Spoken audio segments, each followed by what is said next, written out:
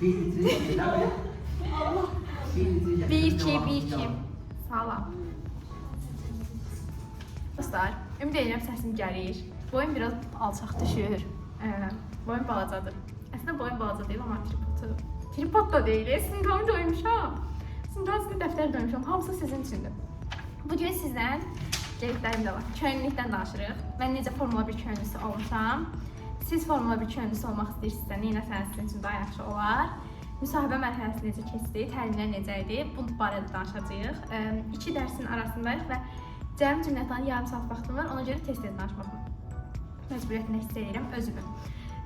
Videonun sonuna Formula 1-də yaşadığım anlardan xırda hissələr qoyacağım. Bunu sonda hardasa 6-7 dəqiqəlik mini bir vlog kimi düşünə bilərsiniz. İstəsəniz birinci ora baxıb sonra bura gələ bilərsiniz. Videonu böləcəm hissələrə. İstəsəniz elə ən başdan başlaya bilərsiniz. Başlayaq.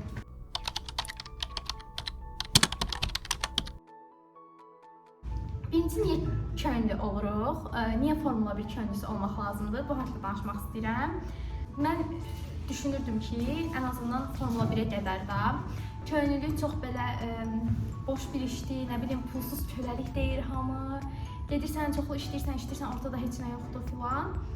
Amma 3-cü kursun başında fərqinə vardım ki, ancaq yəni tibbi cəhətdən yox da, həm də sosial cəhətdən inkişaf eləmək lazımdır. Ki, mən hələ çox sosial bir şəxsəm da, yəni düşünün, bunu mən düşünmüşəmsə, deməli, həqiqətən buna ehtiyac var.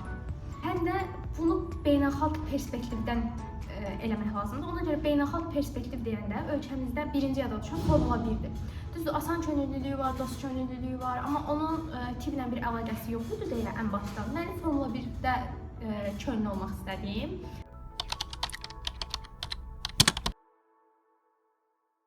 Buna şans mı deyək, buna mənim bacarığım mı deyək, buna nə deyək bilmirəm, amma ilk dəfədən də qəbul olmaq istədiyim departamentə qəbul olmuşdum və medikal könüllü olmuşam. Medikal könüllülər məncə əgər tibb tələbəsinizsə sizin üçün daha faydalı olacaq, amma xırda bir problem var ki, Formula 1-də medikal könüllüləri 3-cü kurs və daha yuxarı kurslardan seçirlər. Çünki sizin təməl tibb bacarıqlarınız olmalıdır və təməl yaşam dəstəyi olmalıdır.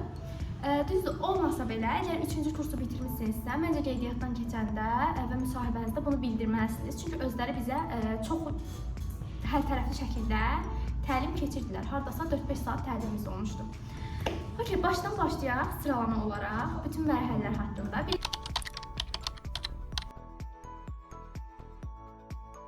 Qeydiyyat mərhələsidir. İkincisi təlimlər mərhələsidir və üçüncüsü də elə Formula 1-in özüdür. Qeydiyyat mərhələsi nədir? Mən özüm qeydiyyatdan keçəndə biz bir neçə dostumla birlikdə qeydiyyatdan keçmişdik və yadımdadır ki, bu o qədər uzun bir prosesdir ki, həqiqətən səbirli olmalısınız. Səbirlə hər bir hissəni doldurmalısınız.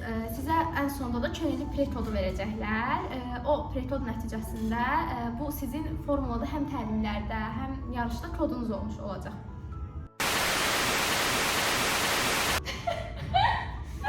Qrup yoldaşlarım arxadadır. Yəni, bunu çıxarım. Qrup yoldaşlarım arxadadır. Mənə xoş bir həzin səhər melodiyası açıblar. Bu melodiyanın arxasınca onu danışacağım elə. Deməli, birinci qeydiyyat mərhələsidir. Onu deyim ki, səbirli olun. Çünki qeydiyyat mərhələsini doldurmaq həqiqətən çox çətindir. Eldar, məncə acı səsini aç ki, mənim mikrofonum yox deyə. Kasıbam elə, hə. Qeydiyyat mərhələsini doldurmaq çox çətindir. Çətin deyil, vaxt aparan prosesdir və hər bir yeri xırdalıqla doldurmalısınız. Orada sizin allergiyanızdan tutmuş, sizin əvvəl cinayətə məsuliyyətinə cəlb olub olmadığınıza qədər soruşurlar. Çox detallıdır, formanızın ölçüsü. Xırda 3 sual verirlər, hər sual üçün 400 sözdən ibarət bir motivasiya məktubu. Bu şəkildə suallardan ibarətdir və həm də biraz introducedur, özünü təqdimatla bağlıdır. Əgər qeydiyyatı yaxşı doldurmuşsunuzsa, düzgün doldurmuşsunuzsa, filminizi, adresinizi, qeydiyyat ünvanınızı düzgün doldurmuşsunuzsa, sizi 90% çağırırlar müsahibəyə.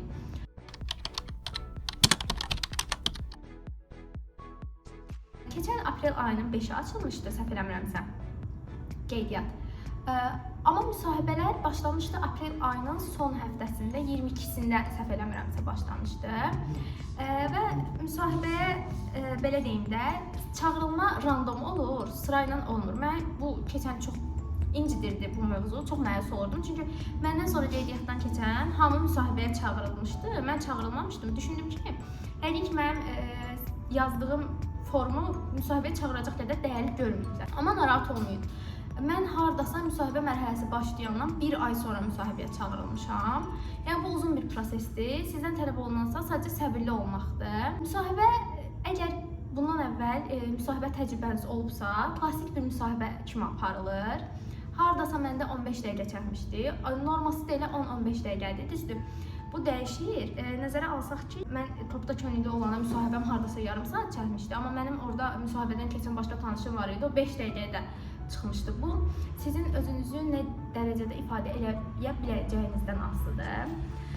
Mən onu deyim ki, Formula 1-in könüllülərini Bakı şəhər halqası əməliyyat şirkəti aparır. Onların Instagram səhifəsində etiketləyəcəm ki, baxın və görün könüllü qeydiyyatı açılanda rahat şəkildə qeydiyyatdan keçə biləsiniz. Həqiqətən o tim, o komanda hər mənada çox şəffaf idi. Biz onu başdan sona qədər hər yerdə gördük və nə sualımız da olsa, həqiqətən hamısını cavablandırırdılar. Müsahibə haqqında biraz danışmaq istəyirəm. Birincisi, əsas belə deyim də, tövsiyəm odur ki, fərq yoxdur müsahibəyə və yaxud da təlimə gecikməyin uşaqlar. Çünki düz-düz vaxtında da getsəniz, sizi orada biraz gözlədirlər. Mən hardasa 20-30 dəqiqə gözlədim, həm hər təlimdə, həmdəki müsahibədə. Amma nəzərə alın ki, sizi orada başdan sona qədər niyə burada olmalısınız deyə özlərinə sual verib, hər detalınıza xırdalıqla fikir verəcəklər. Demək istəyirəm ki, rahat paltar geyinin, çox özünüzü sıxmayın, səmimi olun. Nə qədər səmimi olsanız, oradan da o qədər rahat geri dönüş olacaqsınız. Özünüzü, Türklərin bir söz var, kasır, özünüzü kasmayın. Normal həyatda necəsinizsə, o müsahibədə də elə olun. Sizə bir neçə suallar verəcəklər. Birincisi, bu sual hamıya verilir, niyə könüllü olmaq istəyirsən? Həqiqətən niyə könüllü olmaq istəyirsinizsə, onu deyim. Məsələn, mən könüllüyə gedəndə başqa bir tanışım marşal qeydiyyatından keçmişdi və mənim üçün çox maraqlı gəlirdi marşal olmaq. Elə orada onu yazmışdım ki, marşal olmaq istəyirəm. Daha doğrusu orada üzbə-üzdə demişdim. Marşal olmaq istəyirəm, amma bilirəm ki, marşallığa gedən yox, könüllülüklər keçir. Amma bundan sonra sizə başqa suallar da verəcəklər. Məsələn, Formula 1-in tarixi haqqında. Xahiş edirəm, Wikipediyadan bu ilk abzas var, onu əzbərləyib getməyin uşaqlar. Hamı onu əzbərləyib gedir və bir də hamıdan kimdən soruşurlar ki, məsələn, favori driverin kimdir və 90%-in cavabı Leclerc olur. Biraz araşdırın, biraz baxın. Mən bura əgər yerləşdirmək mümkün olsa, bura bir neçə YouTube videosu yerləşdirəcəm. Açıqla Formula 1-ə atam sayəsində 2016-17-dən etibarən baxırdım, amma sonra abituriyent dönəmində baxmadım və onda da həqiqətən bütün dəngələr dəyişmişdi. Ona görə mənim özümün Formula 1-dən bildiyim sadəcə Perez idi, Hamilton idi, Alonso filan idi. Digərlərini hazırlaşıb getmişdim. Əmin olun ki, orada sizin müsahibənizi götürən HR da bilir ki, siz hazırlaşıb gəlmişsiniz. Ona görə çox böyük danışmayın, deməyin ki, mən illərdir formula izləyirəm filan. Mən açığı həqiqətən formula haqqında bilgiyə sahib idim və bunu orada dedim və nəzərə alın ki, sizin qarşınızdakı insan yəni sizin belə qeydiyyat vərəqəniz onun qarşısındadır. Siz o CV-yə nə yazmısınızsa onu görür, o forma nə yazmısınızsa onu görür.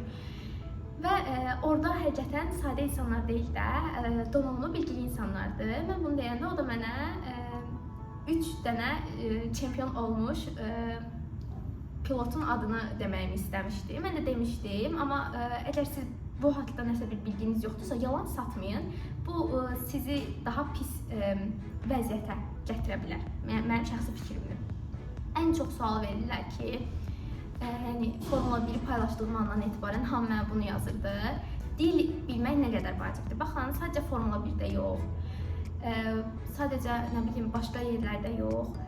Bu bütün dünyada belədir. Bildiyiniz hər bir əlavə deyil, sizin üçün əlavə bir plusdur. Bu sizin bir əlavə xeyrinizədir. Bunu sizin dil bilginizdə heç kim sizdən ala bilməz. Amma dil bilginiz yoxdursa da heç kim sizi könüllülükdən məhrum qoya bilməz. Çünki bu dil bilgisi sadəcə müsbət biridir. Hər şey demək deyil. İngilis dilində bizə suallar verirdilər. Mən Alman dili qeyd eləmişdim. Alman dilində vermişdilər, Rus dilində çox zəif olduğunu demişdim və məndən müsahibə götürən HR bilirdi ki, mən tipik bir Azərbaycanlı nə qədər rus dili bilirsə, o qədər rus dili bilirəm. Yəni postsovet ölkələrinin bildiyi qədər, yox deyəcək qədər az idi. Və mən də ona orada dedim ki, yəni bunu onun üçün qeyd eləmişəm ki, sadəcə situasiya yarandıqda mən deyəcəm ki, mən rus dili bilmirəm, amma sizi yönləndirə bilərəm. O da bunu anlamışdı yəni. Suallar deyəndə nə suallar verilir? Dedik formula 1 sualı verilir. Niyə könüllü olmaq istəyirsiniz? Bir də 2-3 əlavə sual var. Birincisi sizə situasiya sualı veriləcək. Bu nə deməkdir? Orada rastlaşdığınız hər hansısa bir situasiyada sizin davranışınızı yoxlamaq üçün xırda bir role play oynayacaqsınız. HR-nızla bir yerdə. Məsələn, mən girdiyim andan etibarən, bunu bu arada bütün tibb tələbələrinə deyirəm, medikal olmaq istəyənlərə. Uşaqlar, girdiyiniz andan etibarən medikal könüllülüyün sizin prioritetiniz olduğunu vurğulayın. Deyin ki, mən medikal olmaq istəyirəm. Digər könüllü timlərinə çağırılsam, təbii ki, gələrəm. Amma əsas öncəliyim medikal könüllü olmaqdır. Mən medikal könüllü olmaq istədiyimi vurğuladığım üçün mənə medikal bir situasiya vermişdi. Bir dənə də əlavə şəhər Bakı sakini ilə yaşayacağım bir situasiya vermişdi. Ondan sonra sizin tolerantlığınızı yoxlayırlar. Cinsi azlıqlara, LGBT üzvlərinə, dini azlıqlara və yaxud da milli azlıqlara göstərəcəyiniz reaksiya onlar üçün çox maraqlıdır. Çünki biz hamımız bilirik ki, Formula 1 qlobal bir tədbirdir və bu beynəlxalq tədbirdə biz ölkəmizi təmsil edirik. Və hamı, təbii ki, oradakı HR-lardan tutmuş, digər təlimçilərə qədər, hamı istəyir ki, bu ölkə çox yaxşı şəkildə təmsil olunsun. Amma bunun üçün özünüzü olmadığınız bir şəxs yerinə qoymağa ehtiyac yoxdur. Səmimi olmağınız yetərlidir. Ola bilər siz onlara qatılmırsınız düşüncə olaraq, amma hörmət bəsləyirsiniz. Bu əsas faktördur məncə.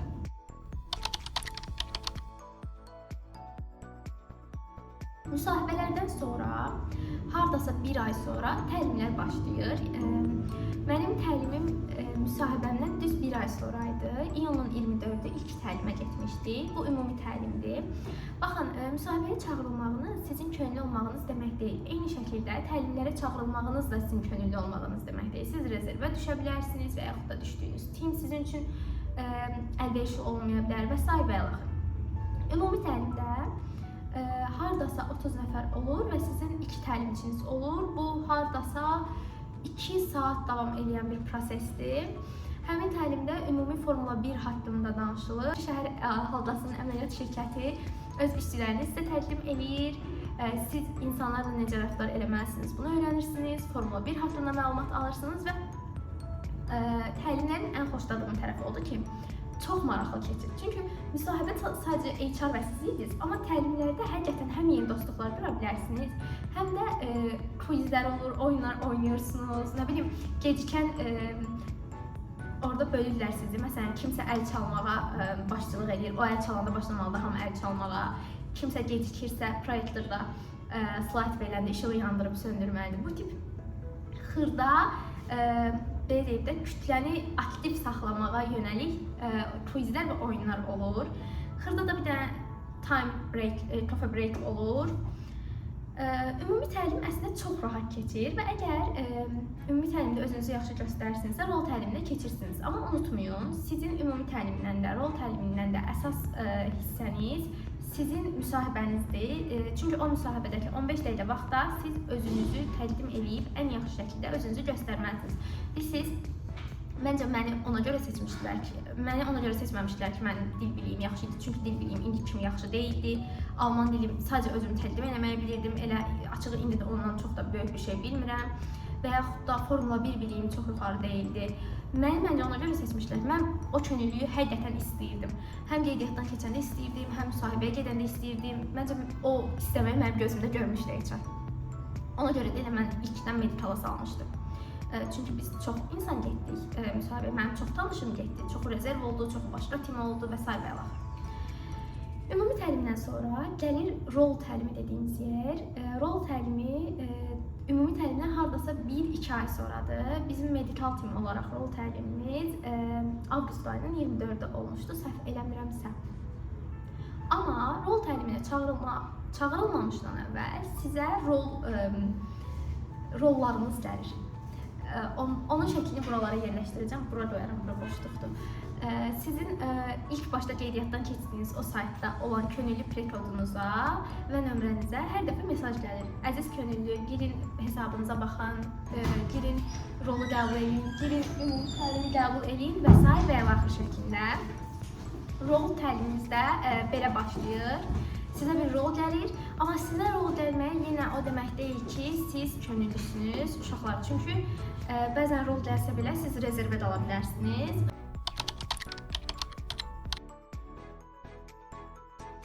Əslində, medikal timin rol təlimi biraz başqadır. Çünki necə olacaq rol təlimi? Ümumi bu haqda danışım. Baxın, sizin ümumi təlimdə 2 Formula 1 Bakı şəhər haldasının əməliyyat şirkətindən olan təlimçiniz var idi.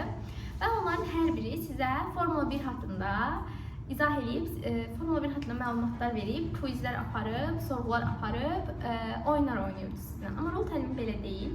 Siz rol təlimində, əgər məsələn fraud menecmentsinizsə, sizin bir nəqliyyat agentliyindən təlimçiniz olacaq, bir Formula 1-dən təlimçiniz olacaq.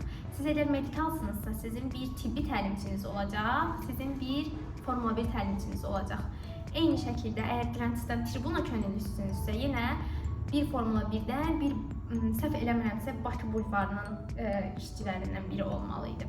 Bu şəkildə 2 təlimçi yenə sizin təliminizi aparır. Hardasa 1 saat yarım, 2 saat çəkir. Açığı bizim medikal təlimdə biz BLS, yəni Basic Life Support keçdiyimiz üçün hardasa səhər saat 9-da başlayıb 3-də bitmişdi. Çünki bu uzun bir prosesdir. Hamımıza başdan, CPR-dan, Heimlich manevrinə qədər hər şey öyrədilmişdi. Ondan sonra rol təlimi bitir. Rol təlimindən hardasa 1-2 həftə sonra əgər siz rezervdə deyilsinizsə, əgər siz rol təlimində uğurla başa vurmuşsunuzsa, sizə məkan təlimini qəbul edin mesajı gəlir və təbrik edirəm, artıq siz könüllüsünüz. Çünki məkan təlimi Bakı bulvarında keçirilir, biz də Bakı Biznes Mərkəzində idi. Bakı bulvarında keçirilir və oyundan hardasa bir həftə əvvəl keçirilir. Sizi zonalara böləcəklər. Mən 2-ci zona könüllüsü olmuşam. Sizə həm zonalara, həm də əmək müqaviləsinə görə 8 saatdan artıq iş rejimi olmamalı deyə növbələrə böləcəklər. Və birinci zonanın təlimi 1, ikinci zonanın təlimi 1, üçüncü, dördüncü zonanın təlimi 1 olur. Son Formula 1-də 4-cü zona yox idi, o Crystal Hall könüllüləri idi. 3-cü zona və Crystal Hall könüllüləri bir yerdə təlimdə olmuşdu. Ümumi məkan təliminə getməmişdən əvvəl siz gedib akreditasiyanızı və formanızı götürməlisiniz. Akreditasiyanızı götürdüyünüz zaman da Formula 1 günləri zamanı, yarış günləri zamanı sizin Bakı bulvarına və şəhərə giriş-çıxışınız rahatlıqla təmin olunmuş olur.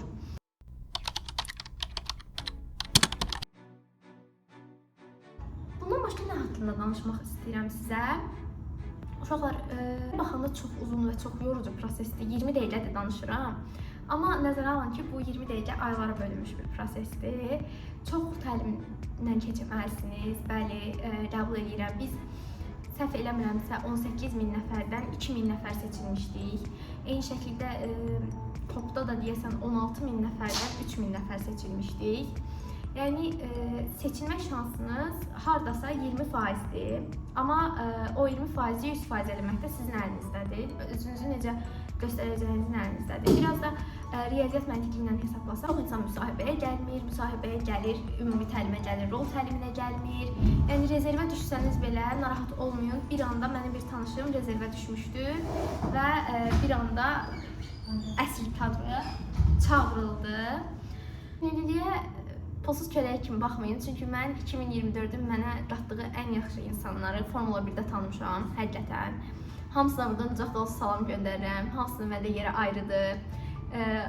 Bir də bunu yaşayanlar biləcək, məncə. Əgər bura qədər gəlibsə o yaşayanlar səbirlə bu prosesi bir də dinləyibsə, kommentlərdə yazsınlar. Post Formula 1 depressiyası deyilən bir şey var. Təsəvvür edin, oradan çıxmışıq, yəni axşama partidəydik full. Nə bilim, çox əylənmişdik da və mənim həyatımda ilk dəfə bulvar o qədər ovucumuzun içində idi. İnsan çox az idi və sadəcə könüllülər və izləyicilər var idi. Səhəri gün dərsə gələndə özümü o qədər pis hiss eləmişdim ki, o an başa düşmüşdüm ki, həyatı yaşamaq həqiqətən odur.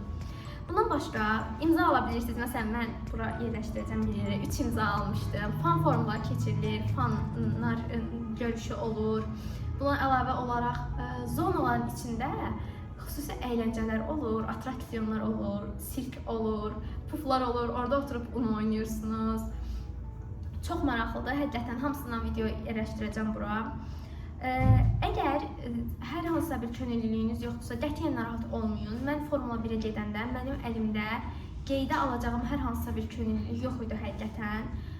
Amma bunu da unutmayın ki, bir sertifikat digərinin qapısını açır və Formula 1-i tutaranda sizə əgər medikal könüllüsünüzsə 2 sertifikat verəcəklər. Biri sizin aldığınız BLS sertifikatıdır, hansı ki bunun qiyməti hardasa 80-90 manat arasıdır. Yəni siz normalda gedib bu sertifikatı, bu təlimi keçib sertifikatı almaq istəsəniz 80-90 manat arası ödəməlisiniz. Amma Formula 1 Bakı şəhər halqası əməliyyat şirkəti bunu sizə özü keçir, pulsuz şəkildə və siz o sertifikatı alırsınız. İkincisi isə Formula 1 sertifikatıdır.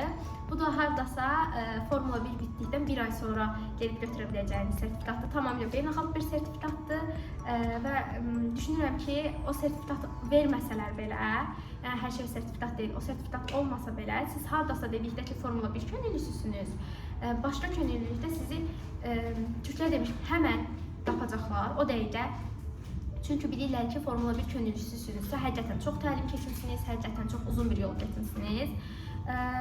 Çünki mən orada fikir verirdim, oradakı insanların heç biri sadə dediyim, yəni geyim baxımından, hərəkət baxımından çox sadə insanlar idi. Amma intellekt baxımından heç biri dayaz insan deyildi. Hamı çox dərin, hamı çox mədəni, hamı çox özünü necə aparmaq lazımdır, bunu bilən insanlar idi. Mən şəxsən qeydiyyatdan keçmənizin tərəfdarıyam. Keçib-keçməmək yenə sizdə qalıb. Bir də bunu demək istəyirəm son tövsiyə olaraq. Xahiş edirəm, bezib yarıda buraxmayın. Mənim çox tanışım var idi. Qız müsahibə keçib, müsahibəyə gedib, ümumi təlimə gedib, rol təlimi istədiyi tim gəlməyib, yarım çıx buraxıb. Ola bilər, yəni sən medikal istəmirsən, sənə, nə bilim, dili mükəmməldir, dil assistent veriblər, ya da SBS veriblər, ya da event veriblər, akreditasiya veriblər. Eybi yox. Gedin və məncə əylənin, çox yaxşıdır. Bu arada əlavə nə demək istəyirəm? Hər günün bir hədiyyəsi olur, hədiyyələri bura yerləşdirəcəm sizin üçün. 3 gün olur. İlki sadəcə yarışa hazırlıqdır. İkincisi kim polda başlayacaqsa onu seçmək üçündür. Üçüncüsü də yarış günüdür. Hər gün üçün bir hədiyyə var, yeməyinizi qarşılayırlar. Nəqliyyat qarşılanacağı demişdi, amma yəni bizdə nəqliyyat qarşılanmamışdı. 3 gün boyunca qarşılanmamışdı nəqliyyat, amma yemək qarşılanmışdı. Yaz aylarıdır deyə isti yemək yox, soyuq sendviçlər falan verilir. Və sizə, belə deyim də, limitsiz günəş kremi verirlər, çünki hava çox istidir. Belə, başqa nə sualınız varsa, kommentlərə yazın. Mən onları şəxsən cavablayacağam. Hətta əgər suallarınız çox olsa və istəyiniz olsa, ikinci bir video daha çəkərəm. Like'larınızı, kommentlərinizi gözləyirəm, paylaşmağınızı istəyirəm. İstərsə buradan baxır. Paylaşmağınızı istəyirəm, abunə olmağınızı istəyirəm. Bu videomu məşhur eləməyinizi istəyirəm. Sağ olun, salamat qalın, gəlir görüşlərə qədər.